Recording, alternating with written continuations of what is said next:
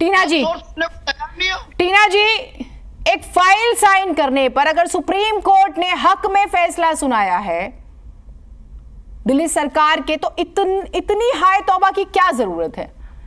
अगर एलजी साहब 5 पन्ने का लेटर वहां से आ सकता है, एक फाइल साइन नहीं हो सकती? 2 दिन हो गए।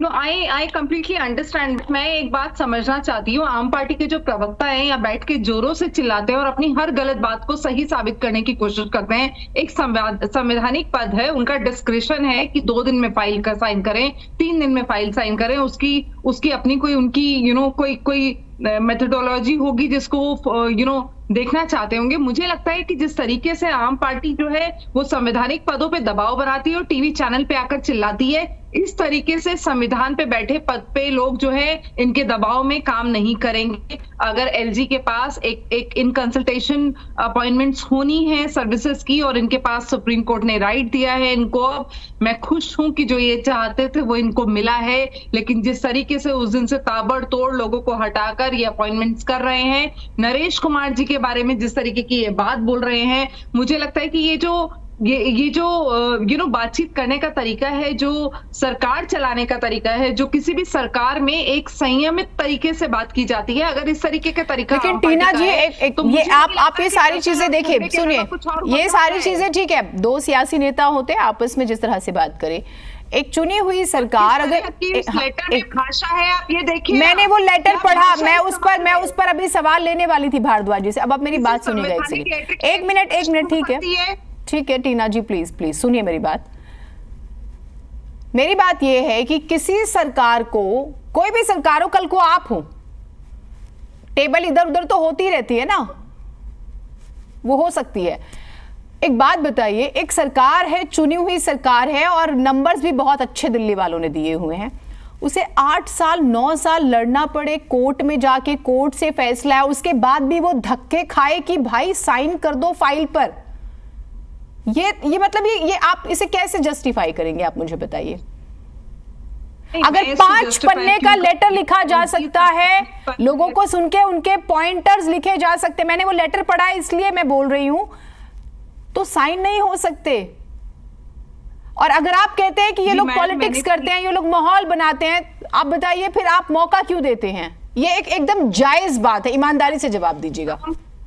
जीनत, 1 मिनट। पहली बात तो एलजी साहब क्या कर रहे हैं उसकी जवाबदारी शायद मुझसे लेना बहुत गलत है। आपको एक पैनल पे कोई ऐसा व्यक्ति होना चाहिए जो एक न्यूट्रल बात कर सके या एलजी के काम पे टीका टिप्पणी कर सके। मैं नहीं कर पाऊंगी, लेकिन मैं संवैधानिक तौर पे 2 चीजें कहना चाहती हूँ। पहली बात, वो लेटर मैंने भी पढ़ा है, लेटर मीडिया हाउसेस के पास है या फिर पब्लिक फोरम में ऑफ कोर्स नहीं है, लेकिन मेरा सिर्फ ये कहना है कि जो इस लेटर की भाषा है, क्या आपको लगता है कि इस तरह के दबाव में कोई भी लेफ्टिनेंट गवर्नर, जो मनोनीत लेफ्टिनेंट गवर्नर है, काम करेगा? पहली बात। दूसरी बात ये कि आप बिना अपॉइंटमेंट यहाँ से उठ के जाके, मैं यहाँ से उठ के जाके प्रधानमंत्री के दरवाजे के बाहर खड़ी हो जाऊं, चाहे मैं उनको रिपोर्ट भी करती हूँ, चाहे मेरा उनका उत्तरदायित्व बनता है मुझे जवाब देने का, लेकिन सिर्फ पॉलिटिक्स करने के लिए वहां दरवाजे पे खड़ा हो जाना और उसके बाद धरने पे बैठ जाना, ये सिर्फ आम पार्टी ही कर सकती है, क्योंकि दिल्ली में माहौल बनाने के अलावा इन्होंने कुछ नहीं किया। दूसरी बात, आपने मुझसे एक प्रश्न पूछा, बड़ा वैलिड प्रश्न है कि 8-9 साल से सर्विसेज के लिए क्यों एलजी जो है अपने आप को उसके लिए उत्तरदायी समझते थे, क्यों दिल्ली सरकार को नहीं दिया गया? कोई कंफ्यूजन था तभी दिल्ली सरकार भी 8-9 साल बाद ही कोर्ट गई है, या मतलब इन्होंने जो भी जितने भी समय से उस केस को डाला था अभी उसके बारे में जजमेंट आई है, तो कोई कंफ्यूजन होगा तभी ऐसा हुआ है। मुझे नहीं लगता कि संवैधानिक अधिकारों के बारे में किसी सरकार को या किसी लेफ्टिनेंट गवर्नर नहीं, वो कानूनी प्रक्रिया बहुत लंबी चली है। भारद्वाज जी जल्दी से 30 सेकंड में काउंटर कर लीजिए क्योंकि मुझे ब्रेक लेना है। हाँ, जल्दी से। देखिए जीनत जी, 1 एपिसोड नहीं है, 3 एपिसोड गिनवाता हूं।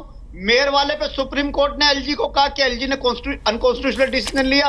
उसके बाद पावर वाले पे, सर्विसेज वाले मामले पे ऑनरेबल सुप्रीम कोर्ट ने कहा कि आप गलत तरीके से दिल्ली की चुनी सरकार की शक्तियों को रोका गया था। तीसरा, डीआरसी वाले मामले में तो सुप्रीम कोर्ट ने ऐसी स्टेटमेंट दी कि दिल्ली की सरकार को बेवकूफ बनाया जा रहा है। ये सुप्रीम कोर्ट ने अपने वर्डिक्ट में लेकर, सुप्रीम कोर्ट की ऑब्जर्वेशन है। अभी भी एलजी साहब को शर्म नहीं आ रही, बार-बार होने ये प्लीज ये लाइन मत बोलिए, शर्म नहीं आ रही होगी सब, प्लीज मैं इसका खंडन करती हूँ। आप प्लीज, नहीं मुझे ब्रेक लेना है, लेकिन हाँ, ये कई ऐसे मामले सामने आए हैं जिसमें सुप्रीम कोर्ट को सख्त अपना रवैया दिखाना पड़ रहा है।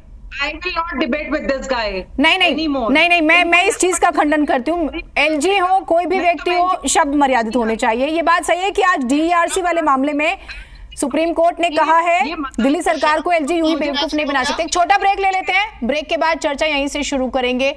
अधिकारियों के ट्रांसफर पोस्टिंग पर इतनी हाई तौबा है, सोच लीजिए दिल्ली में काम कैसे होगा।